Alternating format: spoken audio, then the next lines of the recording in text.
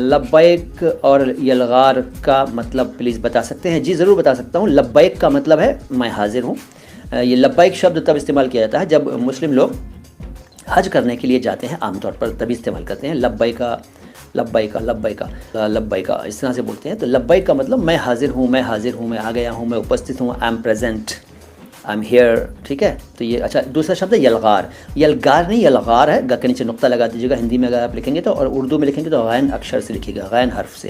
یلغار. یلغار کا مطلب ہوتا ہے حملہ کرنا، اٹیک کرنا، اٹیک. یلغار. ٹھیک ہے نا. یلغار ہو، آپ نے شاید سنا ہوگا مغل اعظم میں بولا گیا تھا یلغار ہو. انتقام کا مطلب کیا ہوتا ہے؟ انتقام مت لکھیے پریمانشو صاحب، انتقام ہوتا ہے کیوں لکھ دیجیے کہ بجائے. انتقام کا مطلب ہوتا ہے ریونج، بدلہ. تو میں بتا رہا تھا کہ وہ کہو نہ کہو یہ آنکھیں بولتی ہیں، وہ صنم گانا ہے نا، تو اس کو میں ایکسپلین کر چکا ہوں. ایک ہماری وہ ہے playlist MHMU Bollywood, MHMU Bollywood اسی چینل پہ موجود ہے. اس پلے لسٹ کو دیکھ لیجئے.